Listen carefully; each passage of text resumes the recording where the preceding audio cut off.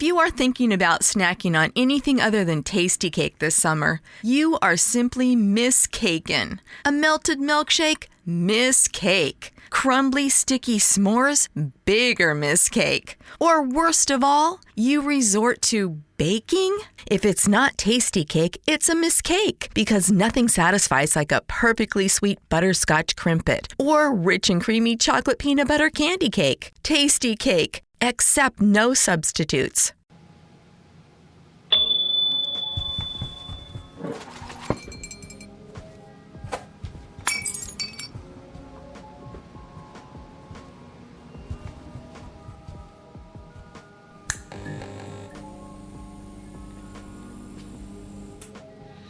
Welcome everybody to what's the show called again? Who are you? What the hell is this? I forgot who I am and the name of this show. It's been so long. Sir, I don't have any money. Could you please leave my screen? That's rude. That's a little rude, but also totally acceptable. I understand. You know what? I should even play like that when you and I are dressed alike, man. I called Christian up before the show to let him know it's pink shirt day here. Oh, yeah. I can't even see that that's what you're wearing. Look, this is my Garfield trans rights or human rights shirt, all right? I'm making a political statement. What's your deal? Yeah, I'm Garfieldless, man. No Garfield here. No cats to be had on my chest. People, it's been so long. I forgot what this show is, but it's all coming back now with this witty banter that I have with Mr. Christian Torres over here. I'm Corey Coleman, and this is the Double Talk here on Double Toasted. This is Double Toasted's probably most conversational show that we have here. We say some funny things. We do some stupid stuff, but we just like to sit down and kind of chit-chat about things that Mr. Christian Torres over here brings up. Normally, I like to take the credit for things around here, but I'm going to give respect where respect is due. I don't want to, but I'm going to. And Mr. Christian Torres puts this show together, and he has quite a show for y'all today. Some interesting things to have conversations and discussions about. But let's have a conversation and discussion about how you're doing today, Christian. I'm well. I'm mostly well. Let me give you some shit, man. I want to say I was a real big fan of your In the Heights review that featured not only 0 Puerto Ricans, even though you know one, but you brought in that fucking dog. You brought in that terrorist, that little chihuahua of yours as the only Spanish representation in that review. Congratulations, Corey. Thank you, man. I try. I realize how important representation is, so I brought the chihuahua in. Yeah, you know what? There were no Latinos, Latinxs, Latinos, Hispanos, or anything else around here in my house, so I had to reach for the dog, man. I am so sorry. Were you offended, sir? No, not at all. I just thought it was really funny. And I was like, oh, well, maybe Sebastian or Carlos or somebody will be there. Nope, just Pixie. Just that fucking little dog terrorist that I hate so much, ruining my day. Yeah, Sebastian. People, I know a lot of Puerto Ricans, some of the ones that you know. Sebastian is the guy who's considered as my young Latin lover when we go places. and Carlos was somewhere contemplating setting Austin on fire or shooting up some people because he was having a hard time, man. He didn't get a job he was going for, so I told people to go give him some love. So I let Carlos go for a day. Nah, don't do this. What, she heard me talking about her fucking ears started burning? Come on. I just heard a I don't think that's her. Why is Pixie like a fucking... She's like the raptor in Jurassic Park, you know? You hear her before you see her. I know. And every time you think the show's going on, Christian's like, oh, shit, clever girl.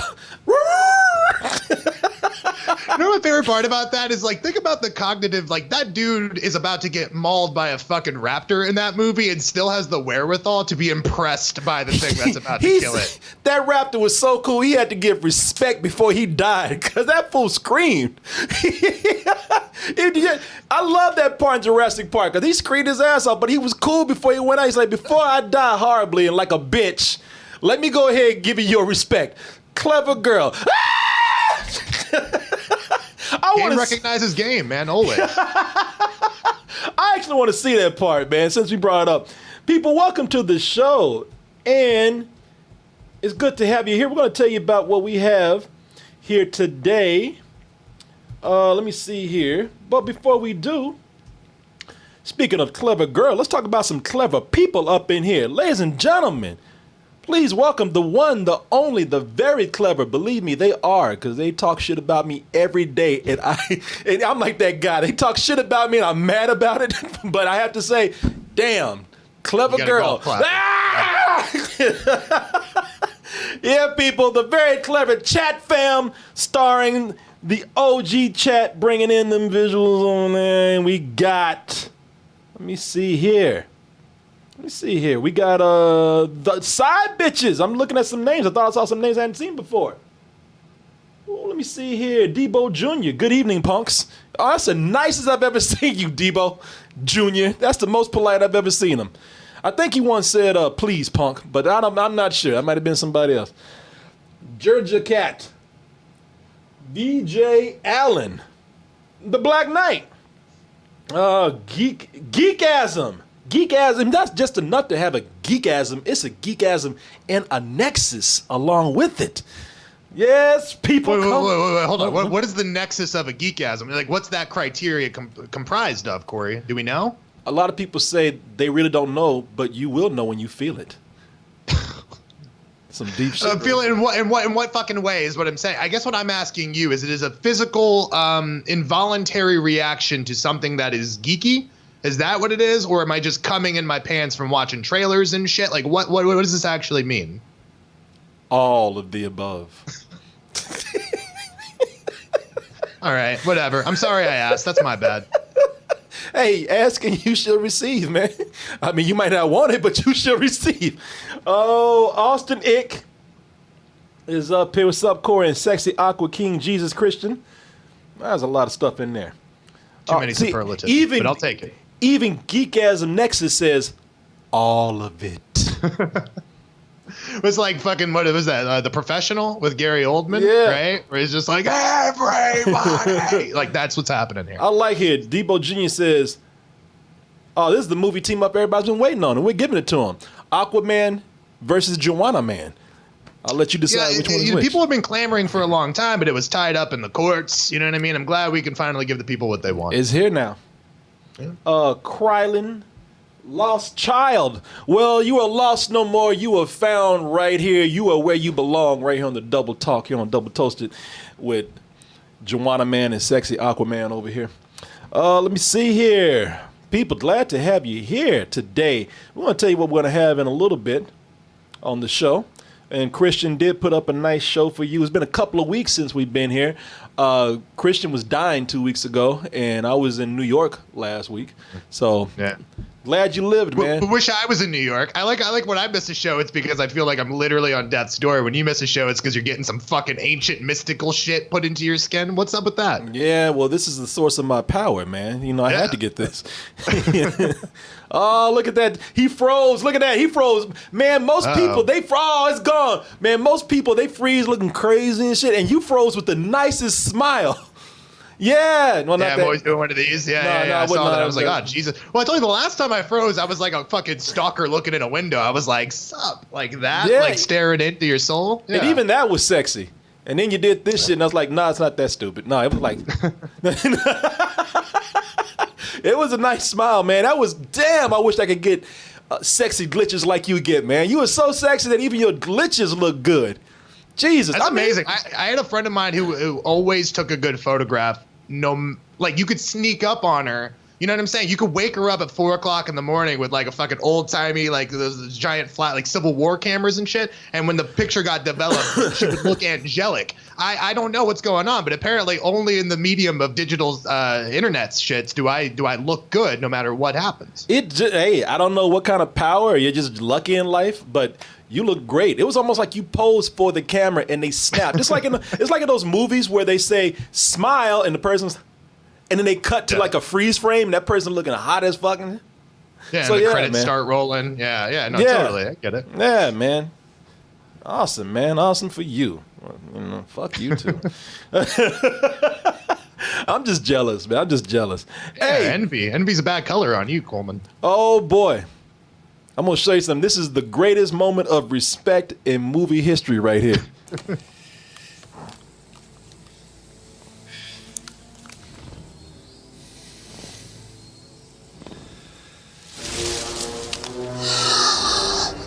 Clever girl.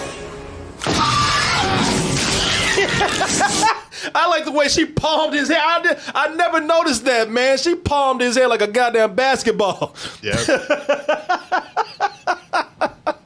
I love that moment right there. Well, thank you. I appreciate that. Gonna settle this on the fucking basketball court. I thought she was gonna dunk his ass the way she palmed his head. Like, remember that when you showed me the Lord of the Rings thing and fucking it's when Bilbo fools fucking Gollum and he just jumps over him like he just got his fucking Air Jordans on or something. Ta-ta!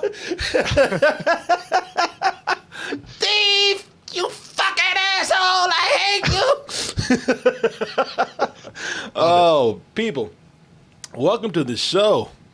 And let me see. Somebody say he got plunked and finished. She looked like, man, I love it. It looked like he complimented her and she took it too literally and just tried to fuck the shit out of him. It looked like he got raped. It didn't look like he got eaten. You see it? Look at this. I'm gonna get some of that dick right there. It's one of those like overreactions to Me Too, right? He was giving her a genuine compliment and she was like, "You're overstepping, motherfucker," and just ate his whole bullshit. She just took it a little bit too far. Oh, really? Shit. You know, it's like those goddamn cartoons, you know. Clever girl. Tell me more about my eyes. I love that scene, man. That was one of my favorite scenes in movies right there. What's going on, y'all? Good to have you here. And I'm going to go ahead and tell you guys what's going to be on the show today. Let me ask you a weird question. What? This is going to start a little bit of a movie debate. All right, because someone asked me who my favorite movie was the other day, and I think it's a dumb question. Not to be mean to that person, but how do you rank movies against movies, right? And then someone said Jurassic Park is a perfect movie.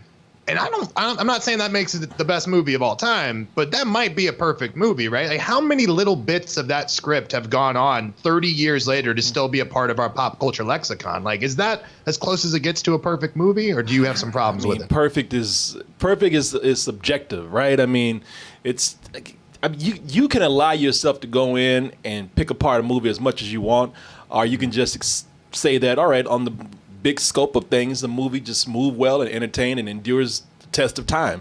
I could go in and talk about some things in Jurassic Park that are probably not so good, you know, little bits of dialogue, probably even little bits of acting here and there. But for the most part, I think, that movie holds up so well. So well, man. So yeah. Something about the dinosaurs. Sam Jackson literally says, "Hold on to your butts," and it like makes sense in the context of the film. You're like, that's not a weird outlier of a line of dialogue in this movie. He kills it. That's one of the parts of the movie that I could probably tear apart. Not even tear apart, because there's that part where he's like, there's one big horror movie trope that stands out in Jurassic Park where he's like, the black dude talking about, "I'll be right back." You ain't coming back. You're a black dude in a horror film. No one actually comes back. When Scream made fun of that, and they said, when somebody says, "I'll be right back," they're not coming back. So I thought, like, all right, you know what? That's very predictable right there. But, if you take it as a dinosaur movie, yes, perfect film. I want to give that scene some props for a second, because I think what usually happens is that black dudes in films are the guy reacting to the scientist, right? So it's like some science is like, "You don't understand. The photomenes are gonna blah, blah, blah, blah." And then there's like one character, is usually like Keith David or something. He's like, "God damn it, speak English, doctor." And then he's like the audience surrogate for dumbing it down to the level of normal people. At least in this case, Sam Jackson was the guy, he wasn't the reactor. There was one scene in Jurassic Park where, I'll tell you what, Sam Jackson in the movie made up for that bad horror movie trope right there. There's a scene where it's Wayne Knight, I hate to say this, but the fat dude. Newman. Newman. Oh, even in Jurassic Park, he's fucking Newman. And there's a part where he's babbling. He's talking about because he's about to do some shady shit, and he's not he's not clever enough to lie, and he's sweating and shit. I just gotta go take a shit real quick. I'll be right back. I promise. I'm not doing anything evil or anything like that. And Samuel Jackson's looking at him. He's got a cigarette dangling from his mouth. And Samuel, normally that'd be the part where Samuel Jackson will pull some Pulp Fiction shit and say, "Shut the fuck up!" But he just looks at him and shakes his head and just like, Jesus. and just turns around and just does what he has to do. He just totally blows him off in the coolest Sam Jackson way, man. I don't know if you remember that scene. Oh, I just watched it recently, so yeah, I remember all of it. But that's sort of my point. Is like that movie, even with its like sort of various pitfalls, things that should age it or maybe that don't work well, it's some mad alchemy, man. All of it still works. Like I watched that movie and I have nothing but a good time. It's one of the few movies where I'm like you, usually critic brains on, right? You're just like, that's not good, that's not good. For some reason, Jurassic Park just never activates that part of my brain. I just sit back and I watch it. I feel like I'm watching it all over again for the first time. Uh-oh. Christian. No. No! Clever girl. Terrible.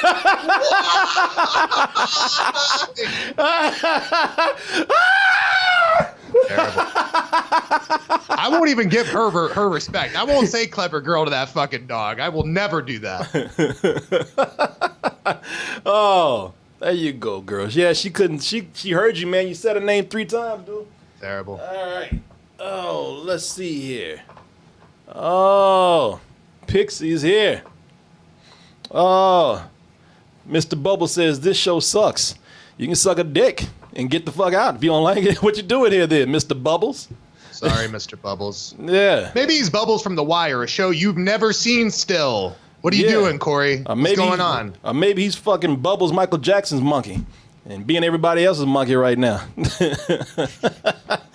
Where's that movie? They were making a Bubbles movie for a minute. They were going to do the Michael Jackson story. Like, it's fun. We did For the Love of the Glove together, which was kind of fun. Right? It's the Jackson 5 origin story, but it's told through the perspective of a glove. They were going to do the Michael Jackson story through the perspective of Bubbles. Yeah, well, I told you, Bubbles killed Michael Jackson, man. Oh yeah, like what? Did the final like injection, or did I was never secretly the doctor who fucking prescribed all the drugs to begin with, or what? Did I never tell you this? No, you didn't tell me. It was in L.A., man. I've said this before. I'm not gonna go through the whole thing because I even made it part of a review. I said if you have a certain moment in life, it's probably a Bubbles moment. A Bubbles moment is when somebody actually has you enthralled. They pulled you in. They're telling you something. You're really listening because you think that this is going somewhere. And then you realize, oh, this is fucking stupid. Yet somebody in L.A., one night we were about to do a show in L.A., and we were walking out at like 2 a.m. out of a diner. This dude pulls me aside out of nowhere. He starts talking to us. And he says, and for no reason at all, he says, hey, you want to know how Michael Jackson really died? Like, this is conspiracy theory shit. And everybody else started backing the fuck up like they know that this is going to be dumb. Everybody's like, all right, man, we're out. But my dumb ass sitting up there talking about, oh, really? Duh, please, do tell. And he says, yeah. And it came down because he was talking about Michael Jackson had wrote, he got out of bed one morning. He was about to lay some new music on the world. He had just finished a great song. Album was about to be underway. And he was about to go downstairs and lay all that shit down and bless the world. And he got to the edge of the steps. And for no explanation at all, Bubbles comes up and pushes him down the steps, thus killing Michael Jackson. And that is a Bubbles moment right there, where you think like, oh shit, really? Oh wow, this is interesting. Oh whoa, that's deep. And then they get to the stupid conclusion, and it's like, what the fuck I just wasted 5 minutes of my life here talking about this shit. Well, it was the journey. It was never the destination, you know? Like, it's the same thing for Bubbles. It was just the journey of pushing Michael Jackson down a flight of stairs, not the fact that Michael Jackson would then die. Yeah. So I don't know, man. Anyway, that's your Bubbles moment right there. Hey, folks, I'm going to go ahead and put up here. Let me see here. I'm going to go ahead and put up here what you have on the agenda today. Oh, let's see here.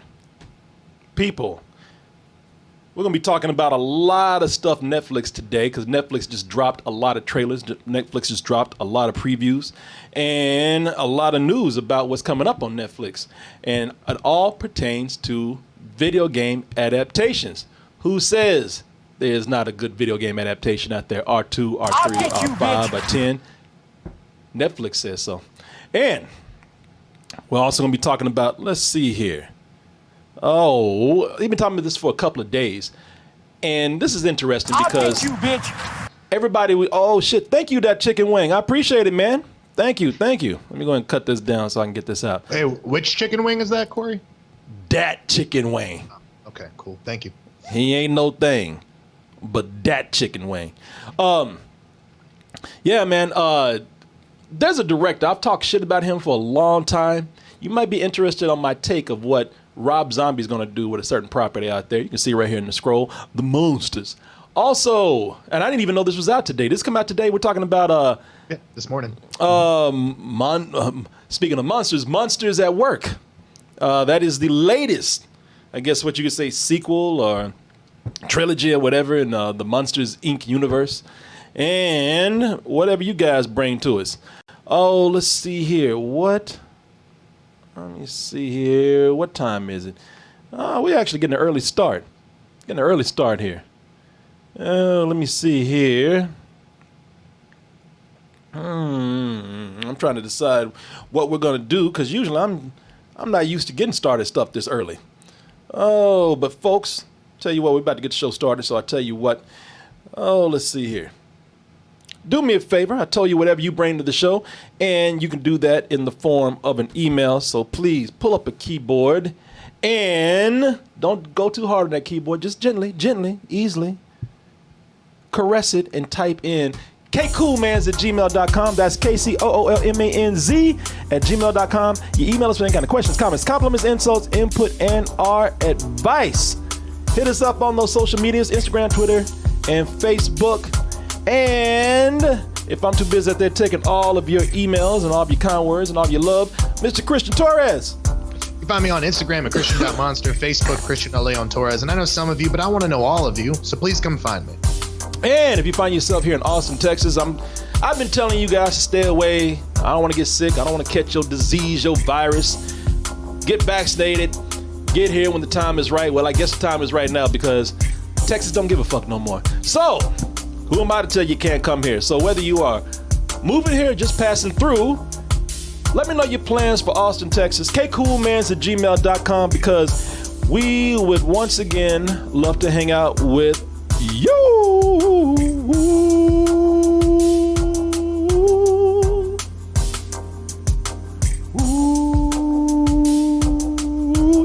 You got it, man. Look at you.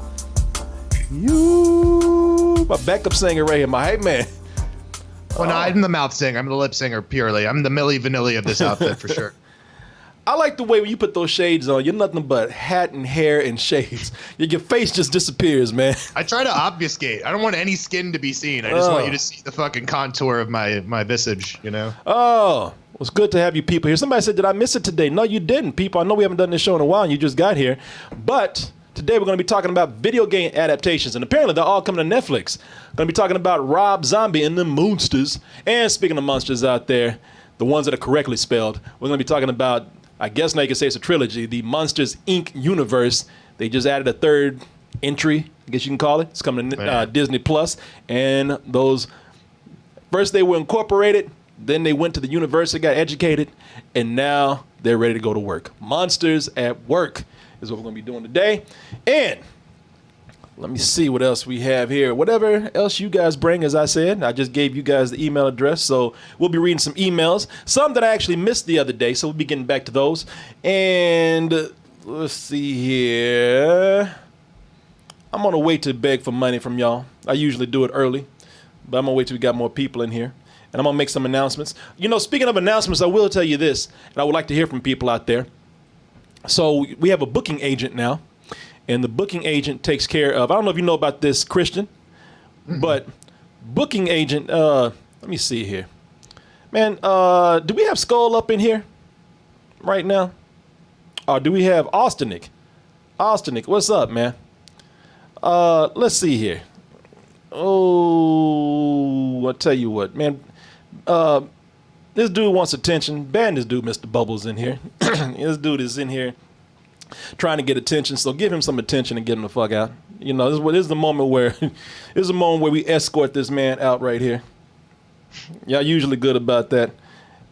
And the funny thing is, you know, this man been screaming the whole time. All right, Mr. Bubbles, you got your attention, sir. Now it's time for you to go. Escort this man out the door, please, if y'all would. I'd appreciate it. It just takes a lot of energy to be that negative. Like, I'm not offended. Who cares? I just feel like don't you have better things to do with your fucking time than to be shitty to other people? Come on. Yeah, what I don't want is a man bothering other people. Like, I don't give a fuck, but a lot of people in the chat are like, man, we're trying to watch the show. Leave us alone. Could you please quit? Could you stop? You're distracting us. I don't want other people to be distracted. So if you pop that fucking bubble, says Cartoon. Yeah. So if you wouldn't mind, could you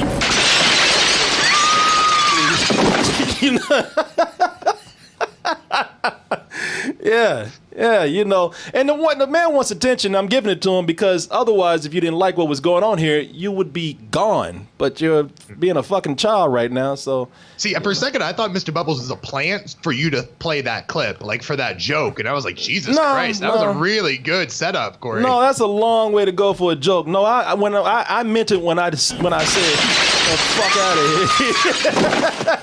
here. You know, get on out of here, man. Y'all see that man in here causing trouble, distracting these people in here. People just in here trying to have a good time, and you're the heckler, you're the drunk dude at the bar, you're the motherfucker hitting on everybody at the club. So you got to go, man. So yeah. Somebody said one more time. Yeah, this is a man that needs to be thrown through every window in the fucking house. The fuck out of here. All right. Yeah, people. Let's see here. Oh, let's see here. Let's see what we got. All right. Now that you got this man out, let's go ahead. And he's distracting me because I care about the people. You getting on my fucking nerves. So, all right, folks. Let me see what we got here. Somebody said that clip from Sleepwalkers. Oh, yes, it is. Oh, yes, it is. If y'all haven't seen that, that shit is hilarious, man. I love that movie. It's a terrible film, but I love it. Y'all check it out. If you haven't seen it, then check out our review at least. Or check it out next week because we've been suspended on YouTube for a week for, if you ask me, a stupid ass reason, but whatever. Anyway, let me see here. All right, guys, I'll beg y'all for money later, but let's go ahead and get into things here.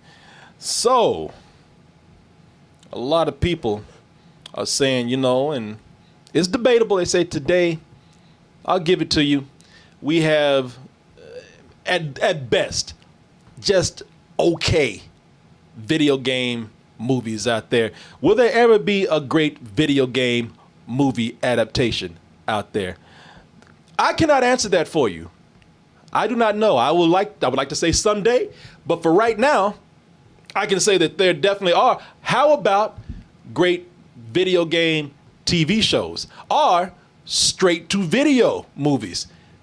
Netflix says, well, yeah, if that's what you want, we can definitely do that. We can't help you with the movies that are going to the screen, but if you come over here, we got a lot of stuff that are going to be video game adaptations, and not all of them are out yet, but hey, if the track record we've set is consistent, those things will also be good when they come out. I know I'm looking forward to a couple of them, as I am fans of these video games. One of them is Cuphead, and you couldn't get any different because you have the very family-friendly Cuphead right here, followed by the very adult and very violent Resident Evil, Infinite Darkness. Netflix released previews of both those today, and I'm gonna go ahead and pass it to Christian to see what he has to say about this and kick off the conversation. So what's up, man? Yeah, let me just say this, man. People try to say, oh, what is Netflix going to do to the industry at large and blah, blah, blah, blah. What I know right now is that Netflix and other streamers have been the house for projects that probably wouldn't have got made in other places, number one. But also, I mean, video games have had such a stigma for so long. And I think Castlevania was one of the things that really started to turn the wheel on that ship about how we feel about these adaptations. And they're going all in. I mean, you saw the list that you just had up there.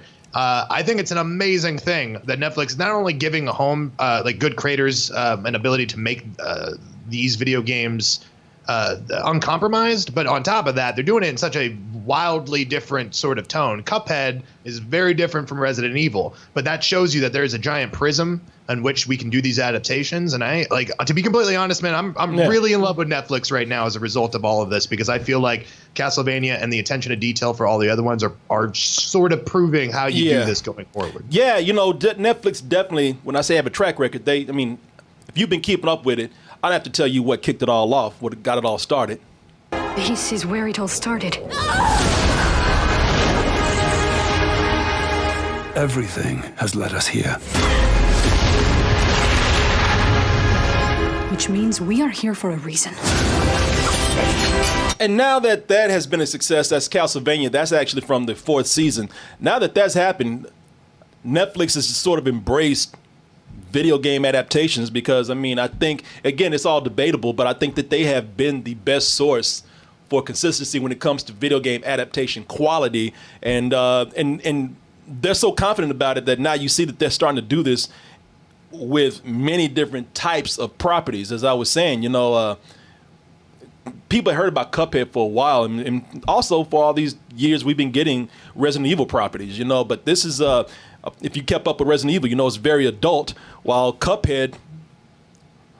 some people would say that Cuphead is pure evil, it is still very kid friendly. This is the game that has driven people insane. Some people say it has even ruined lives because of the difficulty level, but it is very, very kid friendly. And I've actually been looking forward to both of these, as I said, as I'm a fan of both these. I tell you what, we will start. I'll leave it up to you, Christian, because like I said, they dropped previews of these, and I want to discuss this further based on what we have seen, and I want to just get people up to speed. If they haven't seen these, we'll go ahead and show them, and we'll take it, one property at a time. Do you want to talk about Cuphead first, or do you want to talk about Resident Evil? Let's do Cuphead first. I would say both of these clips are in media res, so they're not like they're sort of in the middle of something. You don't get a bunch of context, but what you get is a sense of atmosphere and tone. And I think let's start with Cuphead first, because even though it is kid friendly, I think it's a little spooky at times, man. Yeah, well, we can talk about as you say, how spooky this is. If you haven't seen Cuphead before, don't be fooled when you first see it, because when you see it, it looks innocent enough. If you've seen some of the gameplay, some people even have seen the gameplay and didn't even know that they were looking at a game. To give this game its utmost respect, it is probably one of the most original looking properties. And I would even say, even though it's a platformer, it's probably one of the most original video games as far as gameplay goes too, just based on the aesthetic of it.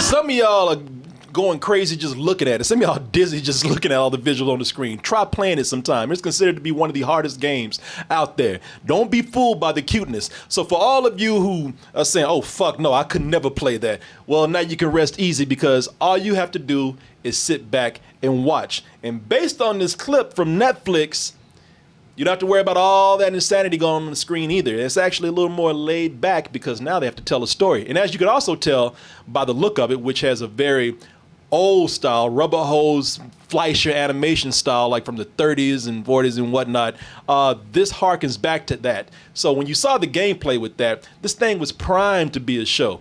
And I'm eager to see. Did you ever play the game? I played the game, yep. Mm-hmm. Okay, did you beat the game? I did beat the first game, yeah. They put out a DLC or a second one, didn't they? That's right.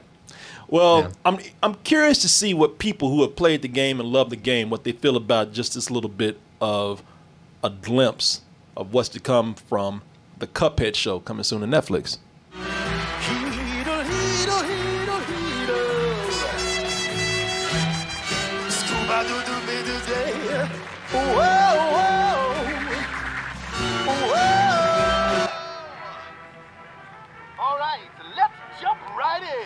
Who will be the first lucky contestant to roll the dice?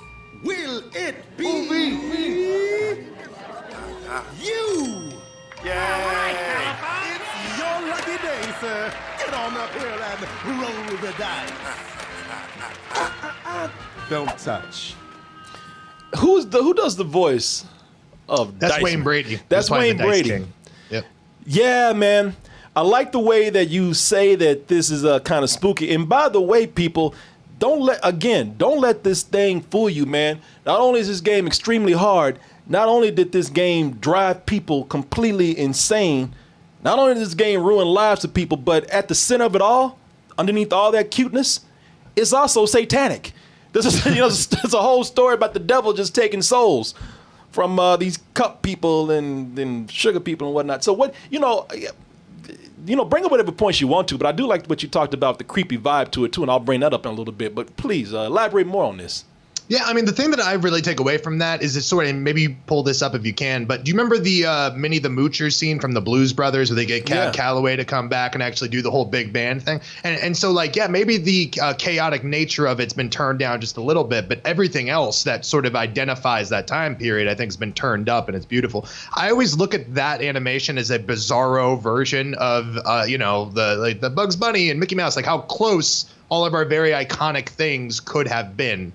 Steamboat Willie, all that stuff. So, like, for me, I think it looks great. It's hard to understand what the story is going to be or if it's going to hit these great depths. But I'll just tell you this. There's something menacing about that Dice King to me.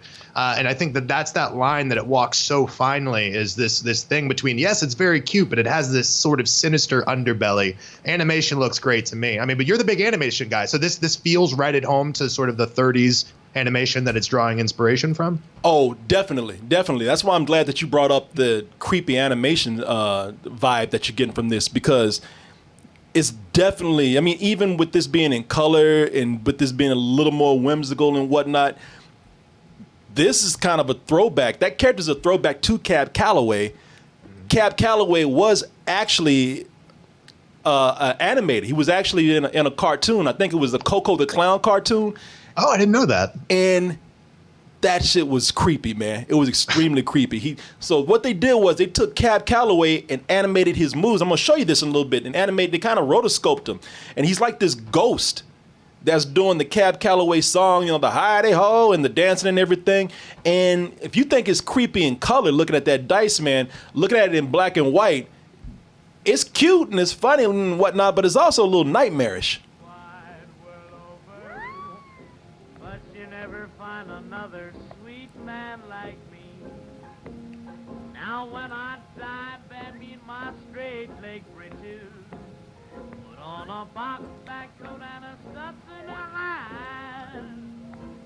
Put a $20 gold piece on my watch chain so you can let all the boys know I. People are like, you know what? Put Cuphead back on. Cuphead don't Jesus seem Christ. so bad. Yeah, everyone in the 30s was on fucking uppers when they were making cartoons. Apparently, this shit's horrifying. Yeah, man, they were. When you see it in black and white, it really is kind of nightmarish, man. And you see all the creepy images here and everything. And this actually takes place in somewhat of a hell. So, they took, even with the theme of the devil and hell and the souls and whatnot, all that stuff is taken from these 30s cartoons, man. And that's and it's funny that you picked up on that vibe right there, because even then, when you see how you bring it into color, they still captured that spirit. I've been looking forward to this for a long time, man. This cartoon, because these animators, they paid such close attention to that style from that period, and it looks like they've done a great job. I mean, even with the film grain, even with making it look like the characters have cells. I'm getting technical now. I don't even want to get that. Like, back then, all the animation was done on clear pieces of paper called cells. Yeah. And every now and then, when they stacked so many cells on top of each other, you would see the shadow, not from the character, but from the painting on the cell itself. And they've even kind of mimicked that here, man. Is that sort of the technique when, like, you'd watch Scooby-Doo movies and there'd be like a hidden door and it was clearly like darker than the rest of the wall that it was going to move? You know what I'm talking about? The door was always brighter than the background. It was always a solid color, no shadows, no detail, and it was always brighter than everything. Yeah, you could always tell when something was on a cell or was going to be animated.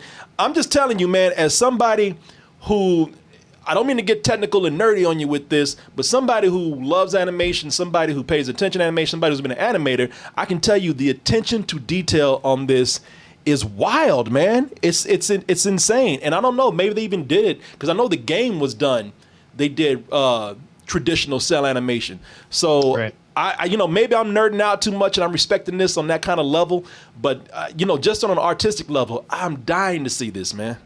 Yeah, no, I was actually going to ask you to geek out a little bit with me, because I'm curious about the same thing. I know the game was very kind of low budget, and they took such attention to detail. When they make something like this on Netflix, do you think that they get a larger budget to then go and do it digitally? How we've talked about how stop motion may look stop motion now, but very rarely is it actually stop motion, right? They figured out how to do it with CGI. And so do you think that they've done something different? Because this does look a little different from the video game, right? Obviously. And I just wonder how much of a difference the animation style is between the two mediums. Well, I think looking at it, I think it has been done digitally. I mean, I think they've done a lot to kind of cover the tracks on that and make it look like very, very traditional style 30s animation, from the character designs to even the way they cast cells, the cells cast shadows on the background.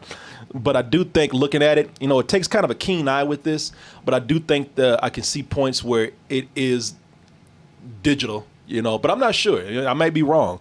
I'm just looking at it and I'm thinking, and you can't help, man, because back then they were using, you're always going to be, no matter what you do, you're going to be caught in the digital age anyway, even if it's with the camera you're using, whatever. Or maybe they're making you speed things up because now you're on Netflix's dime, so now, you ain't got time for this artistic shit. Hurry up and get this out. But hey, keep your integrity. But with this, I think that if I'm looking at it, and some people could tell me out there, looking at it, I think there certainly are certain things here where it is digital. So, because what it is that back in the day, you didn't have digital, so you had to draw everything. Sometimes you could reuse animation, but everything had to be drawn. Every now and then you could slide a cell or something and do that kind of thing. But I think looking at this, there are moments where I see that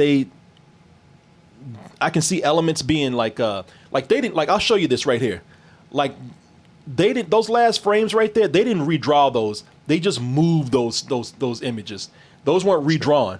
So, yeah, man, it's you can tell, if you have a keen eye, you can tell this is done digitally right here.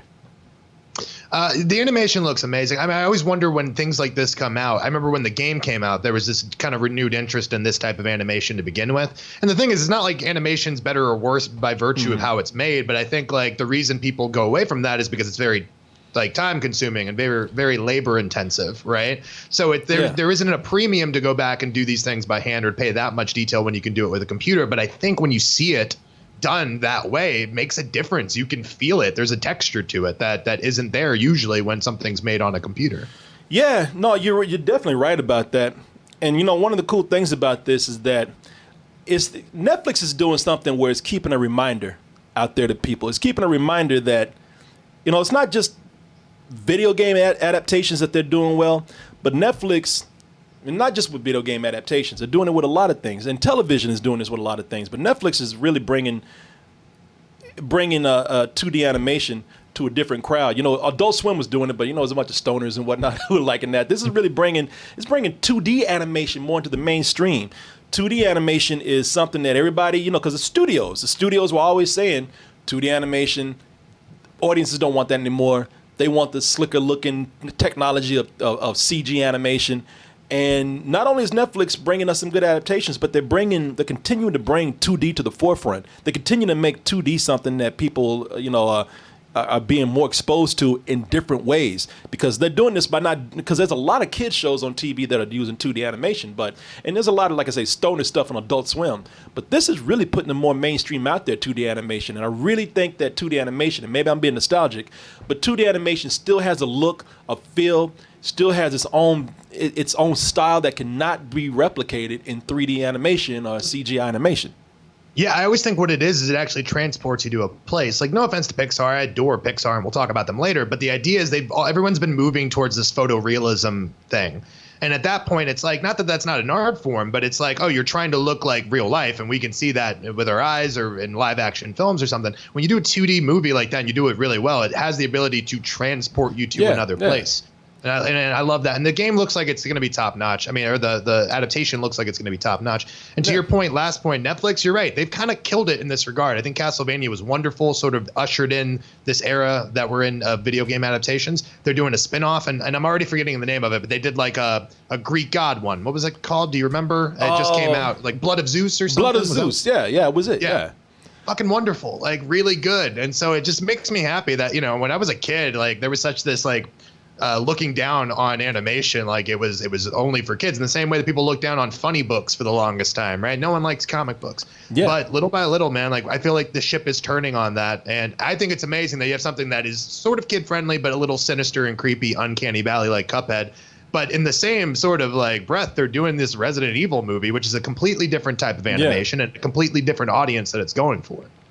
Yeah, it's weird because they describe this as they described it as anime.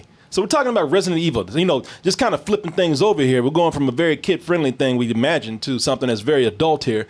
And now we're moving on, after talking about 2D so much, now we're moving on to talking about a CG property right here, which is Resident Evil, which, because they've been really, really pushing this anime style. A lot of stuff is being animated here in the States now to mimic or look like traditional anime. Castlevania was that. He-Man that's about to come out is doing that. So, but this is like fully CG. And I would love to see them take an anime take on Resident Evil, but I'm curious to see what you think about this. I have a lot of things, as the person who plays Resident Evil a lot, I'm playing Village right now, Resident Evil 8. So I played almost every Resident Evil game out there. I'm curious to see what people think about this, not because of just the animation style, but because of they've had a common complaint about some of the games in Resident Evil, and now that we're getting into this movie, this is a movie, right? Yeah, it's a movie. Mm-hmm. This movie seems to be going against a lot of those complaints and taking it back to a place that a lot of people say, I don't know if I want that with Resident Evil. A Netflix original anime series.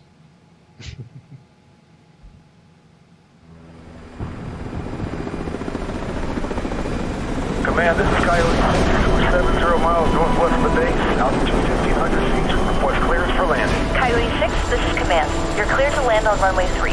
Wind 50 at 14 knots. Maximum 2974 inches. Lost for chop. Mayday, mayday, we're hit! Losing altitude!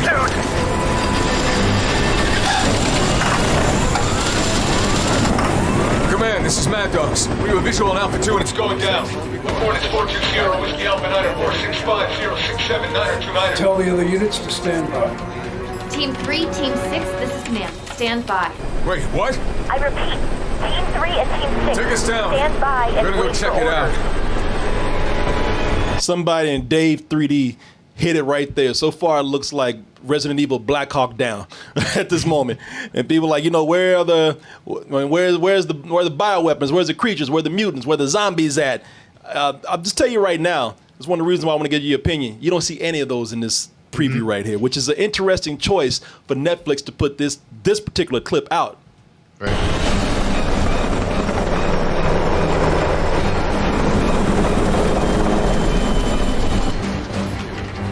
Sir, the militia's converging on the crash site. Alpha 2's under attack. They're totally surrounded.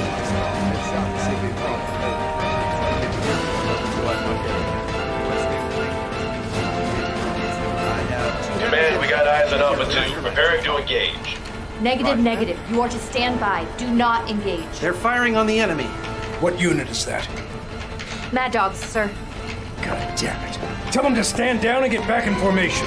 Man to Mad Dogs. Stand down and return to formation. We hit the deck. We line them up with the sauce first. Then we go for the survivors. Got it? Command to Mad Dog.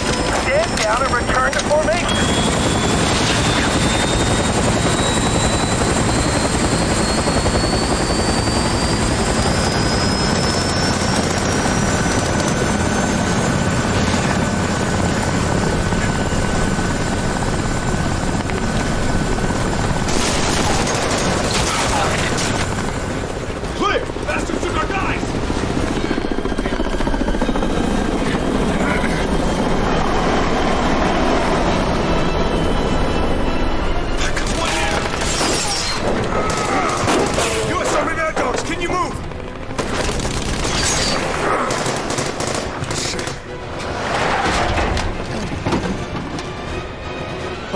Still alive. Of course, you dumb motherfuckers. They told you not to go down there in the first place, but always some renegade goddamn Rambo team doing what they're not supposed to do, fucking up the program. I promise you, they're the ones, because they disobeyed orders, they're the ones brought back some dude that's infected by, with some virus.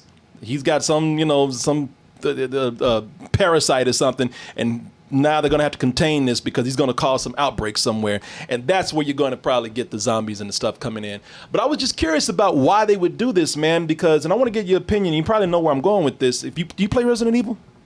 Yeah, I haven't played the last 2, but I played the first 6 games, and the 6th one sort of broke my love for the franchise a little bit, which is weird because the 5th one's way worse than the 6th one, but I didn't feel like quitting after the 5th one for some reason. Yeah, I liked 5, don't like 6.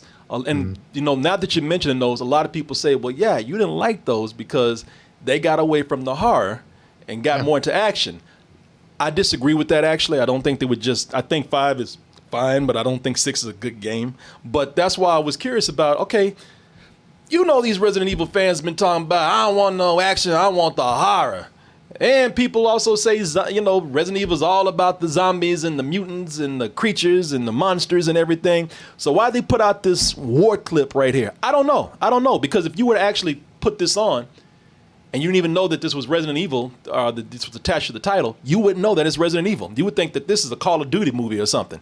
Not at all. Yeah, like that's the very interesting thing about this, because the defining characteristics of Resident Evil, like you said, are like the ghouls and the zombies, all the monsters, all of the stuff that make it Resident Evil. It didn't feel like that. Didn't have any of the horror elements to it. And I don't dislike 5 so much as I feel like it was a fundamental change to the series, right? But even that starts off and it's kind of militaristic. But then I think the first 10 minutes of the game, you're swarmed by that village of zombies, right? Yeah, so it's not like they didn't mix the kind of global military espionage shit with the horror. This one is almost purely the former, which is a little weird, but let's talk about what's good about it. That doesn't seem like cheap animation. I want to throw that out there. I think they did a really good job, like giving it a good visual look. It seems tense. It just doesn't appear to be a Resident Evil adaptation from the things that we come to expect from it. But I think you nailed it. I think this is probably the Act 1, right? This is probably like the cold open. You know what I'm saying?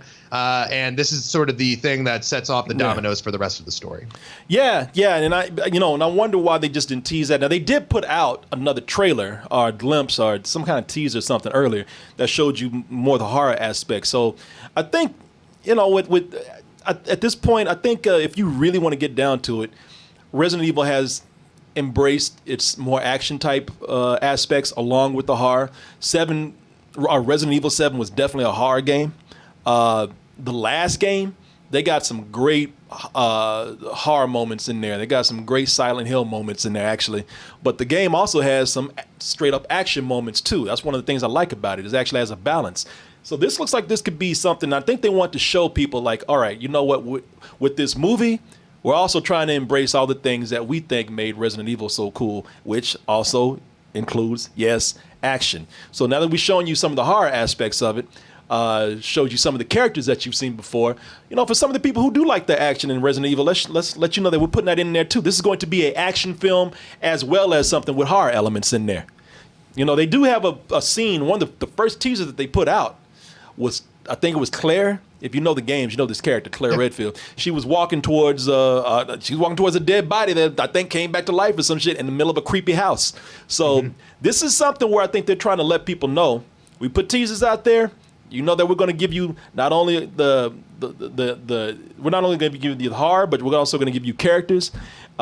Leon is older. You need to cut that BTS boy band haircut, though, man. Get the fuck out of here with that. You too old for that shit. And quick correction, by the way, it is a 4-part series, so it is not a film. It's a 4-part series. Okay, which makes sense, actually. Okay, so it is a series. Thank you. Yeah.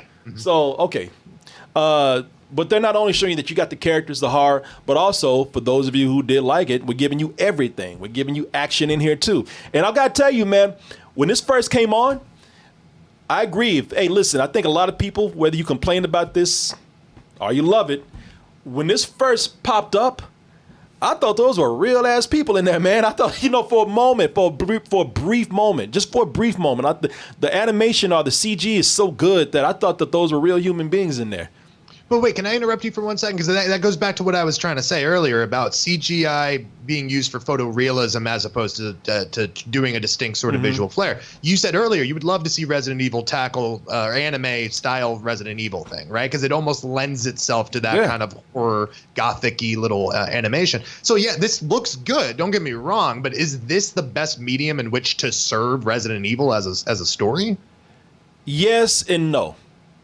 And I hate when people give me that answer. I was a guy I used to talk to all the time, and everything he would say is yes and no. And I'm like, give me a fucking straight answer, man. Stop. But so I hate saying that to you, but I think yes and no in that I think that it would benefit from being an anime because of all the, look, anime is great at making, hentai and tentacles and slimy ass creatures and whatnot. So Resident Evil would definitely lend itself to that. And it would be great. I like that you started with hentai, by the way. That was the first thing that you said. Not anime, just hentai and tentacle monsters. As it should be.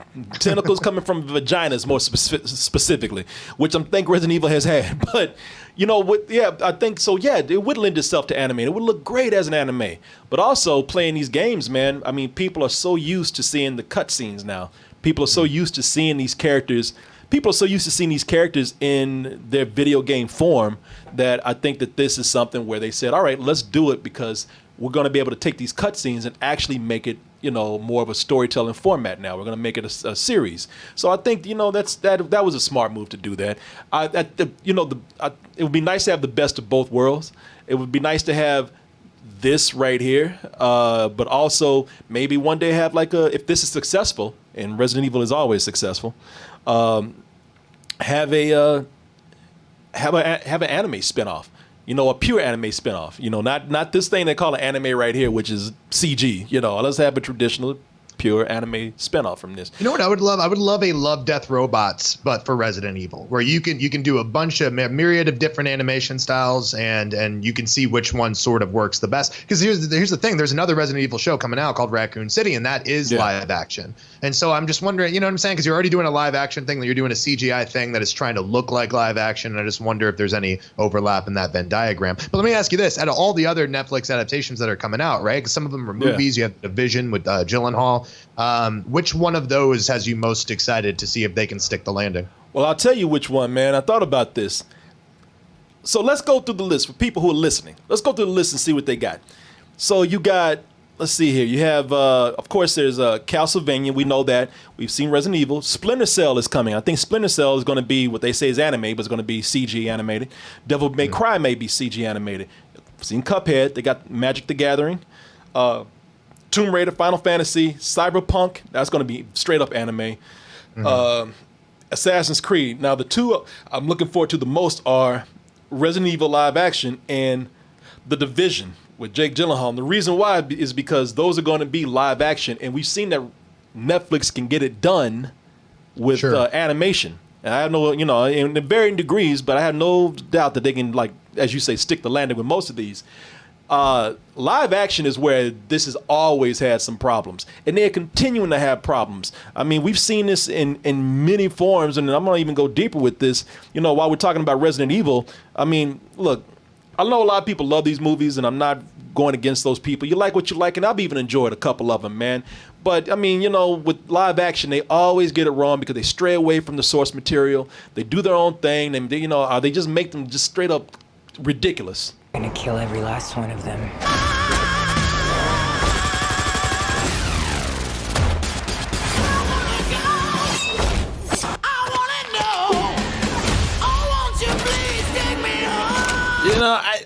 That movie's goofy. They're turning their own thing. I'm not hating, whatever, man. But everybody wants to see the Resident Evil that they know and love, and they haven't been able to do that. And they're even fucking that up more. On Netflix, man, because this is why I'm wondering what is going to happen with these live action shows. Y'all got animation down. I ain't worried about you there. But when you start getting live action, then that's where things start to oh, man, you really don't get it, do you? Look, I can't say for sure. I don't want to come in here and start hating on something I haven't seen yet. But Netflix has that live action show come out, and they've already started miscasting things. They've just released casting news for their live action series on Netflix, and the character of Wesker, staple. Oh, don't come at Lance Reddick, another Wire alum. Although you wouldn't know that because you've never watched The Wire. Corey. I'm sorry, but Wesker, another staple of Resident Evil, has been cast as Lance Reddick. Now, because a lot of people don't want to hear me say this, well, you got something against a black man playing the character. Now, I'll watch the movie, and if he does well, that's fine. But usually the thing that goes wrong with live action adaptations is the first thing to do is just start changing the source material with the characters, and then they move on to the stories. And I'm like, I don't know. It just seems like, man, a lot of people who really want to see just Resident Evil in live action no one's willing to give that to them. They do have another movie coming out where it starts in Raccoon City, and the casting for that looks pretty cool. I don't want anybody to think that I have a problem with a black person being cast. I don't want to think if he does a great job, that's fine. But that is the first sign where people don't give a fuck about the adaptations when they say, all right, who cares what that character looks like? We're going to cast whoever we want to. I hope y'all understand what I'm saying. I'm not trying to completely just trash on something I don't think, that hasn't been released yet. You know what I'm saying? Yeah. We talked about this a while back when The Last of Us casting was announced, because originally one of the rumors was Mahershala Ali. And I remember having a conversation with my cousin. He was like, that doesn't make any sense because Joel is white. And what I said was like, well, nothing about Joel is inherently white. It's not like he's a white racist in it who goes through an arc and becomes a better person, right? Like, but I think you and I had the conversation and you're like, well, what they can do is like, it's a giant world and there's a big lore that you can just create. You have a sandbox. Why would you want to do something that's already been pre-described as something? And I think the middle of the road answer to that is that like, we can't wait around always for Hollywood or for video games to create these characters for us to play. So sometimes you have to do that. But I do understand totally where your trepidation is. You look at all the really, really bad video game adaptations that started from a fundamental misunderstanding of the game and the characters, and that's when all the changes happen. So I totally get it. And I have no problem. Look, like I said, I have no problem with the character's race, but I mean, we're still in this area where people just want a good adaptation. They want to see things adapted from the source material in a faithful kind of way. You're not getting good faith when you don't even cast the characters to look like the character. But then again, the counter argument is that they did have Wesker in one of the other movies, and that's how that fucking went. So right. So who knows, man? Maybe this could be cool. I don't know. I did read some of the script of this too, and the script is, from what I was reading, it doesn't seem that great either. So I don't know. All right, well, let's keep high hopes. You know what I'm saying? Because the thing is, I want this to be good. Someone said it earlier in the chat, and I think this is a really unique point. People like The Witcher. I don't personally love The Witcher, but people like it. And I think that can't be considered a pure video game adaptations because there's source materials, right? They come from books. Yeah. And so I think like that's a little bit easier to navigate when you have a novel that's already beat it out for you, as opposed to just taking video game stuff and then trying to make a new original story out of it. So it's like, while I can't do that, even though personally Cyberpunk's the one I'm most excited about because I feel like an anime Cyberpunk is going to look gorgeous. That game notwithstanding, it had a lot of problems, but the world, the sandbox it played within was awesome. I do think the live action ones that's the last frontier. Like, can we get over this fucking hump where we can have an actual live action, big budget video game adaptation that is good and that sort of opens the door for the rest of these really mature stories to be made? Yeah. And The Division just is a cool story too. So if they could actually it's gonna be really hard to fuck that up, man. It's gonna be really hard to mess up The Division. You ain't got give them a chance. They'll find a way to fuck it up. I mean, they will, and I'll say that early right now. But the Division is that's more of a militaristic, kind of what would you say, disaster film. Yeah. Yeah. So it's like, man, it'd be hard for y'all fuck that up. Then maybe there's a curse on video game movies. It'd be funny because I'm looking forward to Cyberpunk 2, Edge Runners. It'd be funny if the show is glitched. That's what just bugs throughout the whole fucking anime. Yeah, you can't just freeze framing and you can't get to the show. The show stops in the middle of playing and takes you back to the fucking home screen of your TV. Yeah, can't wait. It just turns to another show. And by the way, I like that game. I just like, what a fucking, like I was saying, if that game came out like a year and a half later and they had fixed all the bugs, that might go down as like one of the greatest achievements in gaming. But they released it too early and fucked it up. It's very sad for me, man. Man, it would be awesome if they put like a reference to that, like somebody throws a car across the city and they're just like, where the fuck that come from? So everyone has Superman fucking physics in that game, which is fun, but doesn't make for a realistic game.